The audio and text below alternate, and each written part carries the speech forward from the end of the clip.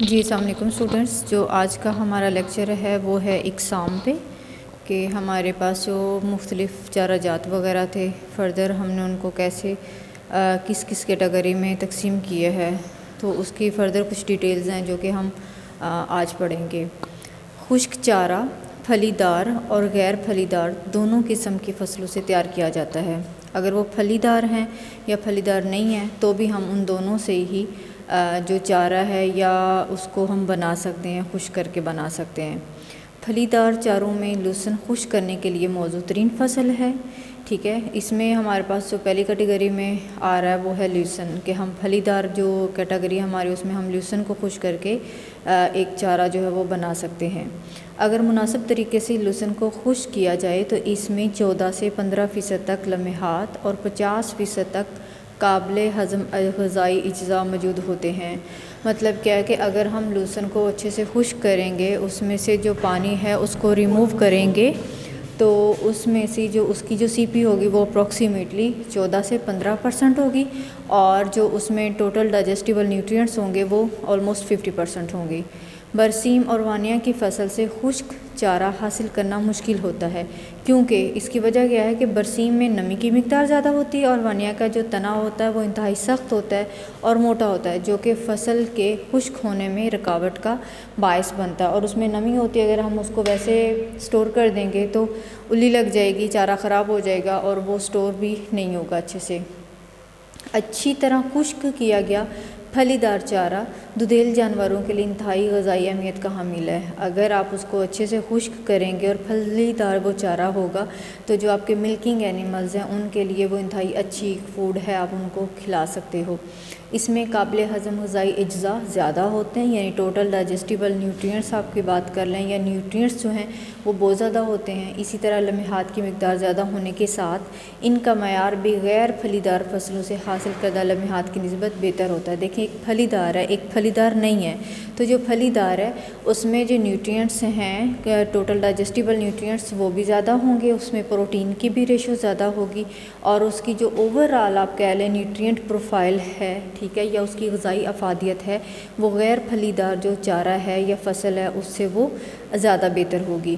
مناسب طریقے سے خشک کیے گئے چارے میں حیاتین کی بھی خاصی مقدار موجود ہوتی ہے۔ اگر آپ کسی بھی چارے کو اچھے سے خشک کر رہے ہیں، اس میں سے جو نمی ہے یا واٹر کانٹینٹس ہیں آپ ان کو ریموو کر رہے ہو، تو پیچھے جو بھی بچے گا اس کا ایک نیوٹرینٹ پروفائل بہت اچھا بچ جاتا ہے، اور اس میں حیاتین جو ہمارے پاس وائٹامنز ہیں جیسے اے ای ڈی ہے، تو وہ جو ہیں وہ بھی زیادہ ہوتے ہیں، جن میں اب اس میں جو پھلی دار خشک چارہ اس میں کون کون سے ہیں؟ اس میں ہمارے پاس کیروٹین، حیاتین ڈی یعنی وائٹامن ڈی اور حیاتین ای شامل ہیں۔ پھلی دار خشک چارے میں کیلشیم کافی مقدار میں پائی جاتی ہے۔ اگر آپ یہ دیکھ لیں اس کا نیوٹرینٹ پروفائل تو دیکھیں اس میں پروٹین بھی بہت زیادہ ہے، کیروٹین بھی ہے، وائٹامن ڈی بھی ہے، ای بھی ہے، ٹھیک ہے، اور پھر کیلشیم بھی اچھی پائی جا رہی ہے۔ اٹس مین اگر یہ ساری چیزیں اس میں اچھے سے پائی جا رہی ہیں، ان کی مقدار زیادہ ہے، تو یہ والا جو چارہ ہے یہ جانور کی جو غذائی ضرورت ہے نیوٹرینٹس کی اس کو اچھے سے پورا کر سکتا ہے، اور یہ چارہ جانور بڑی رغبت کے ساتھ کھاتے ہیں، یعنی کہ بہت شوق سے یہ کھاتے ہیں۔ گھاس اور خریف۔ اب ہم بات کریں گے غیر پھلی دار جو خشک چارہ ہے۔ پہلے ہم نے پھلی دار کے بارے میں بات کی، اب ہم غیر پھلی دار کے بارے میں بات کریں گے، اور اس میں کون سا ہے؟ گھاس اور خریف کی دیگر فصلوں سے تیار کیا گیا خشک چارہ پھلی دار چارے کی نسبت غذائیت میں کم تر ہوتا ہے۔ اگر وہ پھلی دار نہیں ہے تو وہ اس میں غذائیت جو ہے وہ کم ہوگی، اور اس میں لمحات، کل قابل ہضم غذائی اجزاء، نمکیات اور حیاتین کی مقدار بھی پھلی دار چارہ جات کی نسبت کم ہوتی ہے۔ کیا ہے؟ اس میں پروٹین بھی کم ہے، اس میں ٹی ڈی این بھی کم ہے، ٹوٹل ڈائجسٹیبل نیوٹرینٹس جو ہیں یا ہمارے پاس نیوٹرینٹس آپ کہہ سکتے ہو، ٹھیک ہے، وہ اس کے علاوہ جو سالٹس ہیں، نمکیات ہیں، وائٹامنز ہیں، وہ یہ ساری جو چیزیں ہیں وہ پھلی دار چارے کی نسبت اس میں وہ کم پائی جا رہی ہیں۔ تاہم چارہ جات کی فی ایکڑ پیداوار زیادہ ہونے کی وجہ سے زیادہ مقدار حاصل کی جا سکتی ہے، لیکن اس میں اگر ہم یہ دیکھتے ہو تو فی ایکڑ جو پیداوار ہے اس کی وہ زیادہ ہے، اسی لیے آپ اس کو زیادہ حاصل بھی کر سکتے ہو، اور ان کی کاشت اور اجناس کے مقابلے میں آسان ہوتی ہے۔ کاشت اور برداشت پھلدار اجناس کے مقابلے میں آسان ہوتی ہے۔ اگر آپ ان کو کاشت کرنا چاہ رہے ہیں تو یہ ایزی ہے کاشت کرنا۔ جو اور جئی سے تیار کردہ خشک چارے کا خشک گھاس کے ساتھ غذائیت کے اعتبار سے موازنہ کیا جا سکتا ہے۔ اچھی قسم کا خشک چارہ حاصل کرنے کے لیے ضروری ہے کہ فصل کو پھول آنے پہ کاٹ لیا جائے۔ اگر آپ اس ٹائم سے کاٹو گے تو اس پہ جو نیوٹرینٹس کی تعداد ہے یا جو نیوٹرینٹس اویلیبل ہوں گے اس سٹیج پہ وہ بہت زیادہ ہوں گے، تو آپ ان کو غذائیت کے لحاظ سے جو کو اور جئی کو بھی کمپیئر کر سکتے ہیں۔ اگرچہ اس چارے میں لمحات کم ہوتے ہیں تاہم ان میں کاربونائٹ کی مقدار بھی زیادہ ہوتی ہے۔ آپ کہہ سکتے ہیں جو ہمارے پاس جو ریمیننگ جو انرجی سورسز ہیں یا نیوٹرینٹس ہیں جس میں کاربونیٹس وغیرہ وہ بھی اس میں زیادہ ہوں گے۔ اب ہے مخلوط خشک چارہ۔ بعض اوقات خشک چارہ پھلی دار اور غیر پھلی دار فصلوں کو ایک ساتھ کاشت کر کے حاصل کیا جا سکتا ہے۔ اس میں کیا ہے، آپ نے جو ڈرائی پاؤڈر حاصل کرنا ہے وہ آپ دونوں جو آپ کی فصلیں ہیں چاہے وہ پھلی دار ہے یا غیر پھلی دار ہے، آپ ان دونوں کو ایک ساتھ ہی کاشت کر لو۔ مثلاً جئی اور برسیم کو باہم کاشت کر کے مخلوط چارہ حاصل کیا جا سکتا ہے۔ ٹھیک ہے، اگر آپ اس کو حاصل کرنا چاہ رہے ہیں تو آپ جئی اور برسیم کو دونوں کو اکٹھا کاشت کر لیں اور اس سے آپ کو یہ جو خشک چارہ ہے یا مخلوط خشک چارہ جو ہے وہ آپ کو مل سکتا ہے۔ اس چارے کی غذائیت کا دار و مدار کاشت کی جانے والے فصلوں اور ان کے باہم تناسب پر ہوتا ہے، یعنی آپ نے کتنے پرسنٹ جو ہے اس کو کاشت کیا ہوا ہے، اس پرسنٹ کے لحاظ سے اس کی اوورآل جو نیوٹرینٹ پروفائل ہے وہ بھی ہوگی۔ چونکہ ایسی فصلوں کے بیج بننے کے موسم میں فرق آتا ہے، اسی لیے عموماً ایسے چارے کو جلدی کاٹ لیا جاتا ہے۔ اسی طرح جلدی کاٹ لینے سے غیر پھلی دار فصلوں میں بھی لمحات کی کافی مقدار موجود ہوتی ہے۔ اگر اس میں لمحات ایک میں کم ہے دوسرے میں زیادہ ہیں تو اس میں یہ ہو سکتا ہے کہ اب جس سٹیج پہ آپ نے اس کو کٹ کیا اس سٹیج پہ دوسرے جو غیر پھلی دار چارہ ہے اس میں بھی لمحات کی مقدار جو ہے وہ کافی زیادہ ہو سکتی ہے۔ خشک چارہ کرنے کے فوائد۔ اگر آپ چارے کو خشک کر رہے ہو، ڈرائی کر رہے ہو اور اس کو سٹور کر رہے ہو تو اس کے بینیفٹس کیا ہیں، فوائد کون کون سے ہوتے ہیں؟ خشک چارے کو زیادہ دیر تک ذخیرہ کیا جا سکتا ہے۔ اس کی وجہ کیا ہے کہ اور اس میں موئسچر جو ہوتا ہے واٹر کانٹینٹ آپ ریموو کر دیتے ہو، فنگس نہیں لگتی، توڑ پھوڑ نہیں ہوتی چارے میں، الی نہیں لگتی، چارہ خراب نہیں ہوتا۔ سو آپ اس کو اگر خشک کرتے ہیں تو آپ زیادہ دیر تک استعمال کر سکتے ہیں اور ذخیرہ بھی کر سکتے ہیں، اور اسے جب چاہیں استعمال کیا جا سکتا ہے۔ خمیرہ چارہ بھی اگرچہ کافی عرصہ تک ذخیرہ کیا جا سکتا ہے۔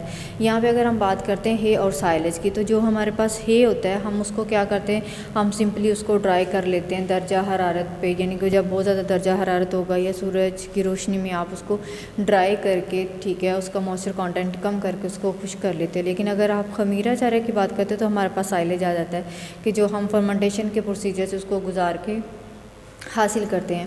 ٹھیک ہے، تو اب یہاں پہ وہ کہہ رہے ہیں کہ جو خمیرہ چارہ ہے ہم اس کو بھی ذخیرہ کر سکتے ہیں، لیکن خمیرے چارے کا جو گڑھا یا ڈھیر ایک دفعہ کھل جائے تو پھر اس چارے کو زیادہ دیر تک استعمال نہیں کیا جا سکتا، استعمال نہیں، اس کو زیادہ دیر تک نہیں ہم رکھ سکتے۔ کیوں نہیں رکھ سکتے؟ کیونکہ اس میں گلنے سڑنے کا جو عمل ہے وہ شروع ہو جاتا ہے، ناگوار بو اور تذابیت پیدا ہوتی ہے اور چارہ کھانے کے قابل نہیں رہتا۔